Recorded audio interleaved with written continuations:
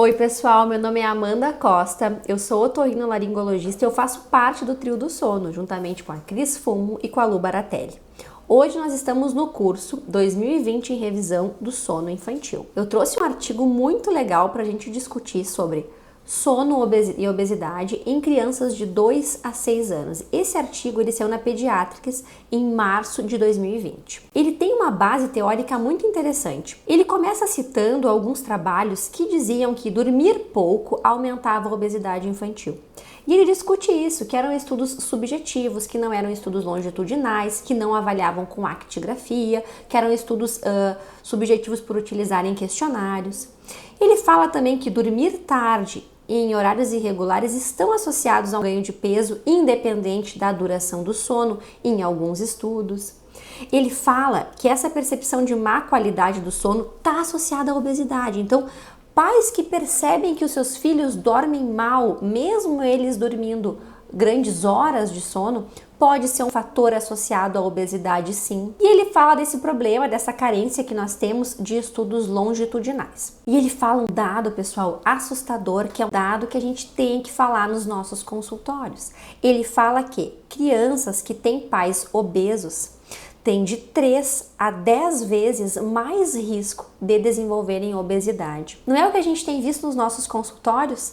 Pais obesos levando crianças já com sobrepeso para consultar. Então parece, e ele aborda isso na base teórica, que darmos atenção para o peso dos pais, darmos atenção como o peso deles elevado já nos chama a atenção para um risco dessa criança ter sobrepeso e obesidade.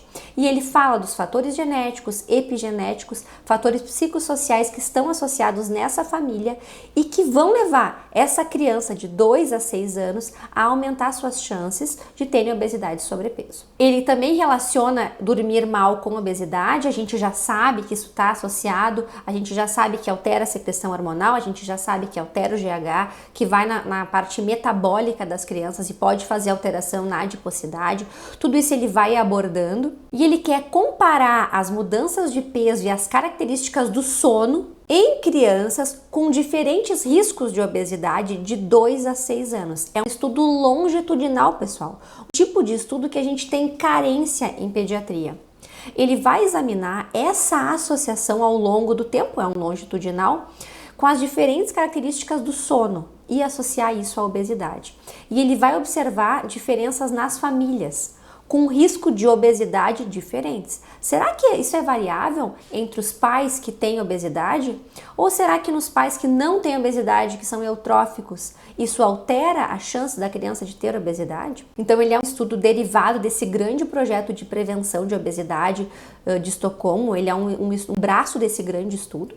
Ele é um estudo longitudinal, ele é randomizado, ele foi feito de 2010 a 2013 e ele foi feito, esses pacientes eles foram recrutados aos 8 meses quando eles foram atendidos nesse centro de saúde. Os critérios de inclusão foram ter um filho menor de 1 ano, a família já ia participar desse estudo, se comunicar em sueco, e a criança não ter problemas crônicos de crescimento ou doenças que afetassem o seu desenvolvimento. Obviamente, como todo estudo sério, ele foi aprovado pelo Comitê de Ética e os pais aceitaram esse consentimento informado. Como que eles organizaram isso? Então, eles pegaram os pais e eles dividiram em 2 grandes grupos. Alto risco para obesidade e baixo risco para obesidade. Se um dos pais era obeso, já era alto risco. Então, pai obeso e uma mãe obesa, alto risco. Mas se os 2 pais têm sobrepeso, também vale. Então vamos supor, a Amanda, eutrófica, né? Casou com uma pessoa obesa, vai para qual grupo? Alto risco. Um dos pais ser obeso já é alto risco. Mas vamos supor a Amanda sobrepeso, casa com alguém sobrepeso, já é alto risco, gente. Já é alto risco de desenvolvimento de obesidade naquela criança. E o baixo risco são pais com o peso normal, tá? Desses que tinham alto risco eram 181 crianças. 66 foram randomizadas e foram para o grupo intervenção. E 151 foi para o controle. E 57 crianças eram filhas de pais com o peso normal, elas eram baixo risco. Ele pegou as crianças que não foram para a intervenção, no protocolo, no estudo grande deles, e as crianças que tinham baixo risco os controles. Ao total, ele teve 107 crianças, 64 com alto risco para obesidade e 43 no baixo risco. Isso é um número legal para um estudo longitudinal. E ele avaliou com actigrafia, que é algo que a gente não costuma ver nesse tipo de estudo sobre o comportamento do sono. A actigrafia é uma maneira objetiva da gente avaliar o horário de dormir, o horário de acordar. O actígrafo, ele se baseia na movimentação. Então, quando a gente fica deitado, ele dá uma ideia que a criança está dormindo. Ele vai estimar que essa criança dormiu. Tá? Ele não vê sono, ele estima através da movimentação. Através do diário do sono, que se equivale à actigrafia, mas ele é feito de forma subjetiva, os pais vão precisar preencher esse diário do sono, e foram excluídos os pacientes que não tinham diário do sono ou que não tinham actigrafia ou que furaram essa actigrafia, tiveram menos de 4 dias de actigrafia. O que eles queriam avaliar? Eles queriam avaliar esses critérios do sono, esse comportamento do sono. Mas para fazer isso, eles precisaram dar uma pontuação, para ficar mais fácil a gente entender o estudo. Dormir tarde, 1 ponto se tu dorme após as 21 horas. E 0 pontos se tu dorme antes das 21 horas. Lembra que tem estudo que considera 20 e 30. Eu falei para você sobre um estudo aí em escolares que considera 20 e 30. Então, na literatura, tem um pouquinho essa diferença. Alguns falam 20 e 30, outros falam 21 horas, tá? Latência longa, demorou para dormir. O que é demorar para dormir, gente? Recebe 1 ponto quem demora mais de 45 minutos para dormir e 0 quem dorme menos de 45 minutos. Baixa eficiência do sono, 1 ponto se ele tiver uma eficiência abaixo de 85%. E se ele tiver uma eficiência acima de 85%, ele vai ganhar 0. Então, ele vai somando essa pontuação. O que é dormir pouco? A gente já sabe que dormir pouco depende da faixa etária. Ele considerou 1 ponto para as crianças com 2 anos que dormiram menos de 10 horas. 1 ponto para as crianças de 3 anos que dormiram menos de 9,7 ao longo do dia. 1 ponto para as de 4 a 5 que dormiram menos de 9,5 horas e 1 ponto para as crianças de 6 anos que dormiram menos de 9,2. E isso ele vai aumentando a pontuação. Início do sono irregular. Uma variação maior do que 52 minutos foi considerado sono irregular. Início do sono irregular, o paciente ganhava mais 1 ponto.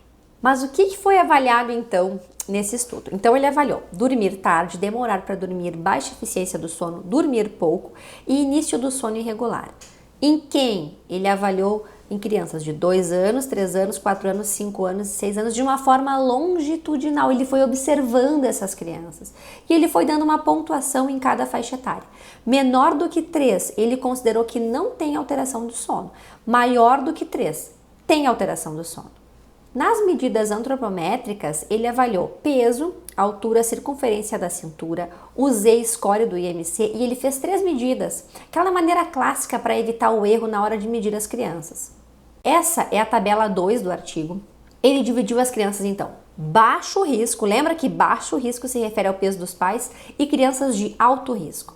E olha que interessante os critérios que ele utilizou: a idade das mães, o nível educacional das mães, a idade dos pais, o nível educacional dos pais, e nós podemos ver que no grupo de alto risco eram pacientes com menos escolaridade, pais com menos escolaridade no grupo de alto risco, bem interessante. Então, menor nível educacional eram em maior número de fora dos países nórdicos e famílias com escolaridades mais baixas. Então, foram 107 crianças. Como os estudos longitudinais, a gente já sabe, perderam alguns dados, apenas 19 crianças, 18%, tinham as 5 medições corretas. Fizeram todos os dias da actigrafia, todos os dias do diário do sono. Isso é um problema em estudos de acompanhamento, ainda mais em crianças. Na tabela 3, nós vamos ver as características de sono em cada faixa etária. Então, 2, 3, 4, 5 e 6.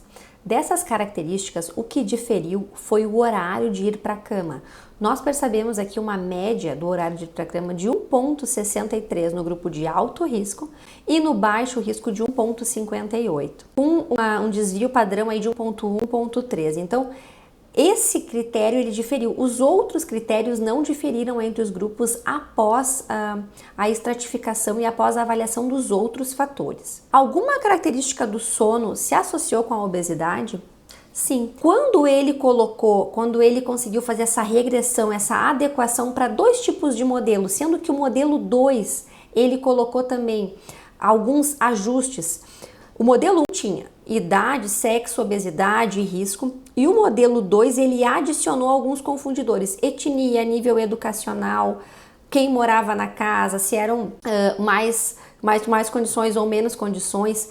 Ele viu que as crianças que dormiam tarde eram as crianças que tinham um valor mais elevado no Z-score, assim como uma maior circunferência.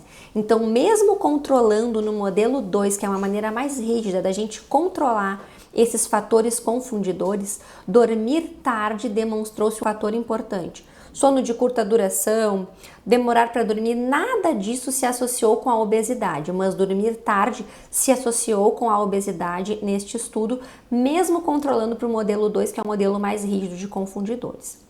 E dormir tarde se associou com a obesidade? Sim, quando a gente divide no grupo de baixo risco e no grupo de alto risco, a gente observa que dormir tarde se associa com um alto risco para a obesidade, com um aumento do Z-score e um aumento da circunferência abdominal. A gente vê então que foi um P menor do que 0,01, foi um risco ali de 0,93 e um risco de 3,45 quando a gente olha a circunferência abdominal. Então, quais foram os resultados? Se a gente pega o Z-score, a gente consegue ver que as crianças de alto risco e que dormiam tarde, são as crianças vermelhinhas, da linha vermelha, elas vão ter um risco muito maior de ganho de peso nesse acompanhamento dos 2 aos 6 anos. Então, é o tracinho vermelho. Se a gente olha as crianças de alto risco, mas que não dormem tarde, mesmo assim elas ganharam peso, não tanto quanto as que dormiram tarde. A gente olha essa cor cinza, são os de baixo risco e os que dormem no horário habitual. Já as crianças de baixo risco e que não dormem tarde foram as crianças de menor ganho de peso no Z-score. E o mesmo se aplica quando a gente fala da circunferência abdominal.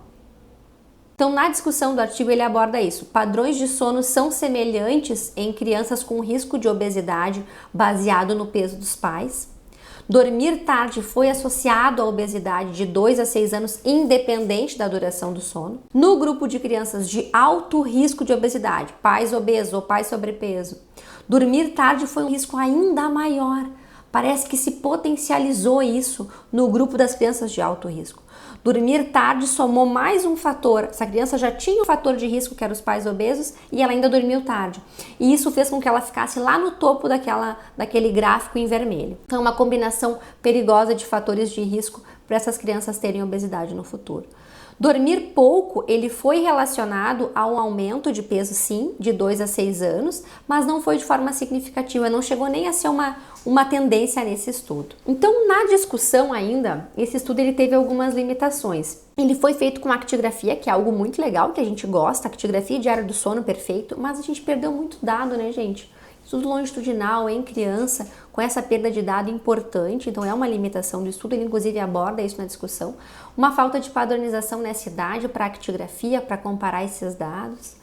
Nós não sabemos nada sobre os padrões dietéticos, sobre a atividade física dessa família e dessa criança, isso também faz muita diferença nesse risco de obesidade. Será que as crianças de alto risco eram as crianças onde os pais não faziam atividade física? Ou será que não? Ou será que mesmo eles fazendo atividade física, eles também tinham alto risco? E é considerado uma amostra pequena de pacientes para a gente tirar alguma conclusão maior desse estudo. Então, a conclusão que eles fizeram foi que dormir tarde parece estar associado com obesidade de 2 a 6 anos. Lembrando que tem um artigo grande que fala isso também em crianças mais velhas, de 6 a 10 anos, especialmente se as crianças tiverem um risco familiar para a obesidade. Obeso em casa, um pai obeso ou os 2 sobrepesos já é considerado alto risco. E dormir tarde, ela faz parte de um conceito de vulnerabilidade familiar. Se insere em uma série de perdas de rotina dentro daquela família e tudo isso pode sim ser um fator para a obesidade em crianças e a gente precisa atentar para isso e falar sobre isso no nosso consultório, sim. Queria agradecer, pessoal, estou à disposição, podem me procurar lá no @AmandaCostaOtorrino ou no @Trio do Sono para esclarecer as dúvidas de vocês, certo? Até a próxima aula.